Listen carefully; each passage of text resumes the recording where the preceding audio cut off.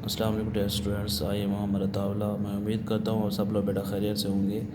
हमारी 10th class की mathematics के ऊपर डिस्कशन जारी थी। आज हमारे पास चैप्टर नंबर 9 का थ्योरम नंबर 2 है। वो कह रहा है जी a straight line draw from the centre of a circle to bisect. अब वो कह रहे हैं एक स्ट्रेट लाइन हो जिसको हमने ड्रा करना है सेंटर से ऑफ अ सर्कल के टू बाइसेक्ट करे उसके एक कॉर्ड से which is not a diameter. वो diameter now is a perpendicular to the chord. वो हमने जो फाइंड करनी है वो हो भी किसके कॉर्ड के परपेंडिकुलर है। अब दो तीन चीज़ें हैं। अब एक तो बाइसेक्ट का पता होना चाहिए, एक कॉर्ड का पता होना चाहिए, डायमीटर का पता होना चाहिए। अब पहले मैं आपको इस चीज़ का थोड़ा सा कंसेप्ट देता हूँ, उसके बाद फिर हम अपने थ्योरम की तरफ आएंगे। तो हमारे पास देखिए ये मैंने सर्कल बनाया है आपके सामने। तो जो सर्कल को दो पॉइंट पे कट करेगा यानी इंटरसेक्ट करे या मिले या सेंटर से मिलेगा तो वो डायमीटर होगा, ठीक है ना। अगर सर्कल को बाहर से किसी एक पॉइंट पे टच करेगा तो उसको टेंजेंट कहते हैं। अगर सर्कल को वो सेंटर से हट के यानी सेंटर में ना हो, सेंटर से हट के दो पॉइंट पे किसी भी जगह पे मिलेगा, इंटरसेक्ट करेगा, तो उसको कॉर्ड कहा जाता है। यानी वो सेंटर पे ना हो, अगर सेंटर हो तो वो डायमीटर होगा, कॉर्ड नहीं होगा। तो ये बात आपने याद रखनी है। अब उसने हमें कहा हुआ है कि एक स्ट्रेट लाइन है। अब यहाँ पे उसने हमें फिगर, आपके पास फिगर भी सामने है। अब हमने एक क्या किया, सर्कल पहले ड्रा किया। सर्कल पर ड्रा किया, कह रहा है कि जी हमारे पास एक क्या है जी, कॉर्ड है। अब हमने ये कॉर्ड ड्रा किया कि ए बी कोई कॉर्ड है। अब उसने ये कहा कि आपके पास बाइसेक्ट करेगा। हमने क्या किया, यहाँ से कोई लाइन ड्रा की, ये बाइसेक्ट का मतलब है दो हिस्सों में कन्वर्ट करना, ठीक है ना, दो पार्ट हिस्सों में उसको डिवाइड कर देना। ये हमने जो है ना, ये दरमियान से जो नीली ब्लू लाइन नज़र आ रही है, यहाँ से हमने उसको ड्रा किया, ये आ गया। यानी ए भी जो है कॉर्ड है, और जो हमारे पास ये ब्लू लाइन नज़र आ रही है, ये हमने क्या किया है, बाइसेक्ट किया। उसको क्या कह रहा है जी, प्रीपेंडिकुलर हो। अब ये उसके प्रीपेंडिकुलर है, जो ओ एम को हमने नाम दिया है, ठीक है ना। यानी कि ओ एम मतलब ये 90 का एंगल भी बनाए। तो इसका ये मतलब है कि हमारे पास ये ओ एम जो है ये क्या है जी, बाइसेक्ट हो रही है। तो इसी तरह हमारे पास हमने गिवन में यही काम लिखा कि M is a midpoint of a any chord, यानी कि कोई भी कॉर्ड है वो ए भी है ऑफ अ सर्कल का विद सेंटर उसका क्या है, ओ है। तो वेयर हमारे पास ए बी इज़ आ नॉट डायमीटर, डायमीटर नहीं है क्योंकि इस सर्कल के सेंटर से पास करेगा तो वो डायमीटर कहलाएगा ऑफ अ सर्कल।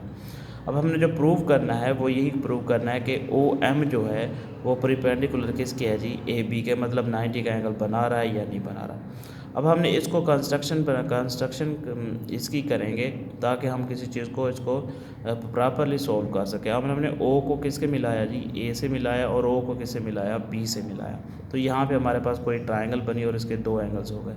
हमने हमेशा थ्योरम में ये बात रखनी है कि एक ट्रायंगल की तीन साइड्स होती हैं। ये देखें, ए बी सी तीन साइड्स होती हैं और तीन एंगल्स होते हैं, एक दो तीन।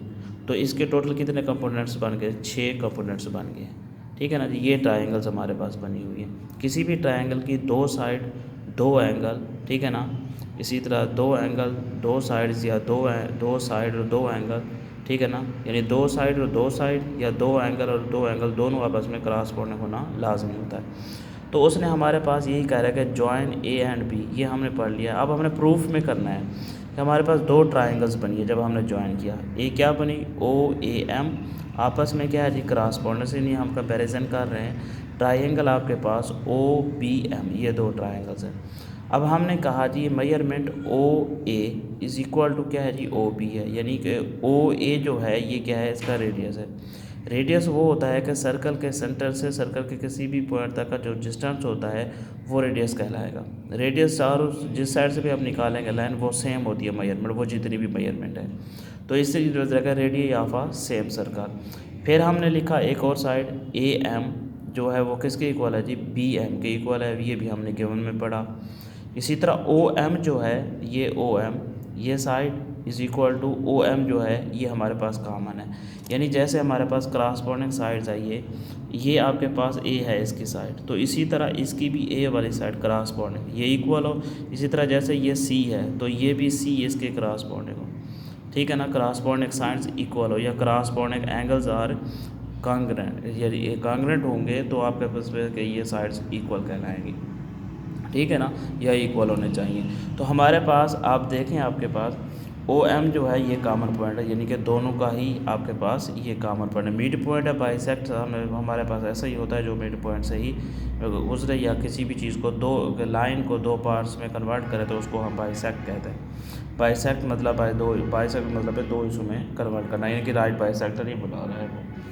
अब हमारे पास हमने ट्राइंगल ली, क्योंकि हमारे पास देखें आपके पास 1 2 और 3 साइड्स आपके पास इक्वल आ गई, तो साफ ज़ाहिर है हमारे पास ट्राइंगल जो ओ ए एम है वो कांग्रेंट है ट्राइंगल ओ बी एम की। तो हमारे पास 3 साइड लिखी हुई हैं S dot S congruent S dot S, ठीक है जी। इसी तरह जो एंगल है, अब मेजरमेंट जो एंगल 1 है साफ ज़ाहिर है वो मेजरमेंट एंगल किसके इक्वल होगा, 2 के इक्वल होगा।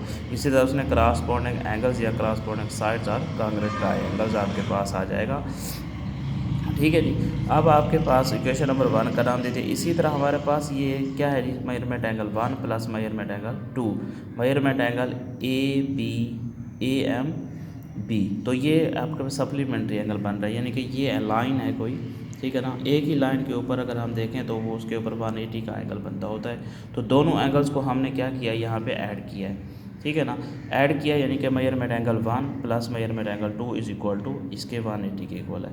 आगे उसके अच्छा सप्लीमेंट्री एंगल से लिखे हुए हैं, तो हमने क्या किया, यहाँ पे आपके पास measurement angle is equal to measurement angle 1 is equal to measurement angle 2 is equal to 90, या आप इसको इस तरह भी लिख सकते हैं measurement angle 1 plus measurement angle 2 is equal to 180। तो दोनों एंगल इक्वल है, उसने खुद कहा है, तो हम इसकी जगह पे मेजरमेंट एंगल 1 की जगह अगर 2 लिख दें, measurement angle 2 plus measurement angle 2 is equal to 180, 2 measurement angle 2, ये 2 उधर जाके डिवाइड हो जाएगा तो ये 90 का एंगल आपके पास रह जाएगा। तो इसी तरह हमने ये चीज़ हमने प्रूव करनी थी कि वो परपेंडिकुलर है या नहीं है। तो हमारे पास ओ एम जो है वो कॉर्ड के ए बी इक्वल है, मतलब हमने प्रूव करना था कि क्या वो 90 का एंगल बना रहा है या नहीं बना रहा। मैं उम्मीद करता हूँ आप सबको थ्योरम जो है ना जी अच्छे तरीके से समझ आया होगा। अगर किसी को भी कोई प्रॉब्लम हो तो कमेंट सेक्शन में पूछ सकता है। ओके, अल्लाह।